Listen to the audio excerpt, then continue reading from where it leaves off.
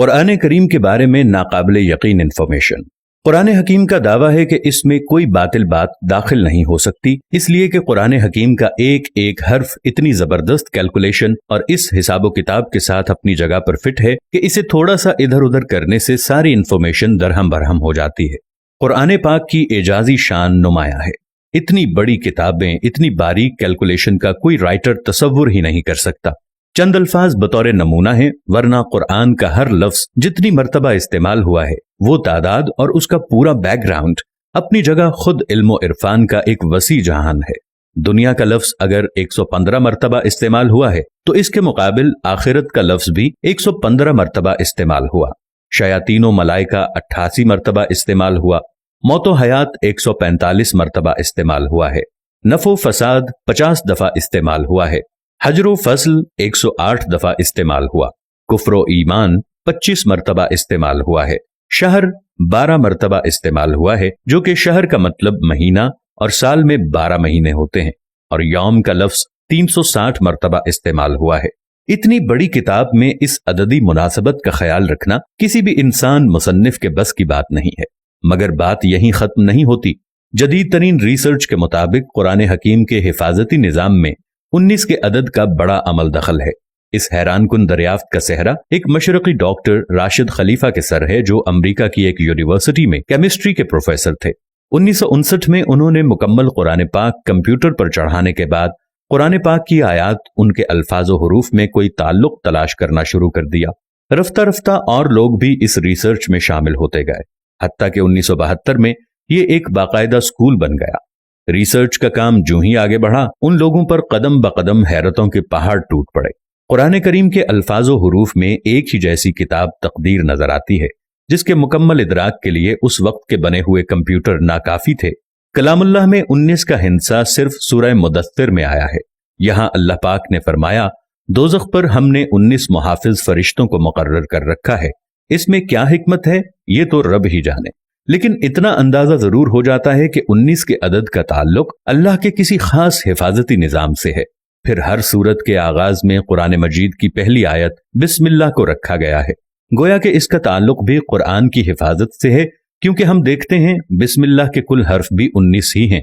ये देखकर शदीद हैरत होती है कि बिस्मिल्लाह में तरतीब के साथ 4 अल्फाज इस्तेमाल होते हैं। इनके बारे में रिसर्च की तो मालूम हुआ कि ये इस्म पूरे कुरान में 19 मर्तबा इस्तेमाल हुआ है।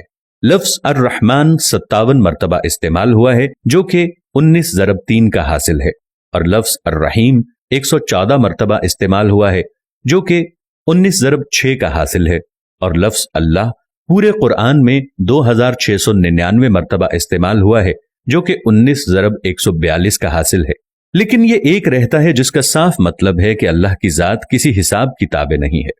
कुरान मजीद की सूरतों की तादाद भी 114 है, जो कि 19 ज़रब 6 का हासिल है। सूरह तौबा के आगाज में बिस्मिल्लाह नाजिल नहीं हुई, लेकिन सूरह नम्ल आयत नंबर 30 मुकम्मल बिस्मिल्लाह नाजिल करके 19 के फार्मूले की तस्दीक कर दी गई है। अगर ऐसा न हो तो इस हिसाब से ये कायदा नहीं बनता। अब आइए हुजूर अलैहिस्सलातु वस्सलाम पर उतरने वाली पहली वही की तरफ। ये सूरह अलक की पहली 5 आयात हैं और यहीं से 19 के हिसाबी फार्मूले का आगाज होता है। इन आयात के कुल अल्फाज 19 हैं और इन अल्फाज के कुल हुरूफ 76 हैं, जो कि 19 ज़रब 4 का हासिल है। लेकिन बात यहीं खत्म नहीं होती। जब सूरह अलक के कुल हुरूफ की गिनती की गई तो अक्ल वर्ता हैरत में डूब गई कि इसके कुल हुरूफ 304 हैं, जो कि 19 ज़रब 4 ज़रब 4 का हासिल है। और अक्ल ये देखकर हैरत की अथाह गहराइयों में मजीद जाती है कि कुरान पाक की मौजूदा तरतीब के मुताबिक सूरह अलक कुरान पाक की 96 नंबर सूरत है। अब अगर कुरान की आखिरी सूरत वन्नास की तरफ से गिनती करें तो इस अखीर की तरफ से सूरह अलक का 19वां नंबर बनता है। अगर कुरान की इब्तदा से देखें तो इस 96 नंबर सूरत से पहले 95 सूरतें हैं, जो ठीक 19 ज़रब 5 का हासिल है। इससे यह भी साबित होता है कि सूरतों के आगे पीछे तरतीब भी इंसानी नहीं बल्कि अल्लाह ताला के हिसाबी निजाम का ही एक हिस्सा है। सूरह फातिहा के बाद कुरान करीम की पहली सूरा अल बकरा की कुल आयात 286 हैं। 2 हटा दें तो मक्की सूरतों की तादाद सामने आ जाती है, और अगर 6 हटा दें तो मदनी सूरतों की तादाद सामने आ जाती है। 86 को 28 के साथ जमा करें तो कुल सूरतों की तादाद 114 है। आज जबकि अक्ल व खिरत को साइंसी तरक्की पर बड़ा नाज है, یہ قرآن اپنا چیلنج دہراتا ہے۔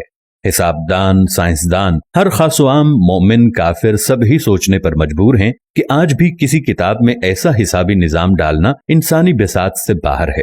طاقتور کمپیوٹر کی مدد سے بھی اس جیسے حسابی نظام کے مطابق ہر چیز کی غلطیوں سے پاک کسی کتاب کی تشریح ناممکن ہوگی، لیکن 1400 سال پہلے تو اس کا تصور ہی محال ہے۔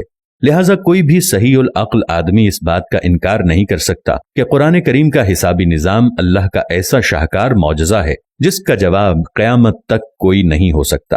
دوستو، چلتے چلتے ہمیشہ کی طرح وہی ایک آخری بات عرض کرتا چلوں کہ اگر کبھی کوئی ویڈیو، قول، واقعہ، کہانی یا تحریر وغیرہ اچھی لگے تو مطالعے کے بعد مزید تھوڑی سی زحمت فرما کر یا دیکھنے کے بعد اپنے دوستوں سے بھی شیئر کر لیا کیجیے۔ یقین کیجئے کہ اس میں بمشکل آپ کا ایک لمحہ صرف ہوگا، لیکن ہو سکتا ہے کہ اس ایک لمحے کی اٹھائی ہوئی تکلیف سے آپ کی شیئر کردہ تحریر یا ویڈیو ہزاروں لوگوں کے لیے سبق آموز ثابت ہو۔ پیارا اسلام کی ٹیم کو اجازت دیجیے، پھر کسی نئے موضوع کے ساتھ حاضر ہوں گے۔ تب تک کے لیے السلام علیکم ورحمۃ اللہ وبرکاتہ۔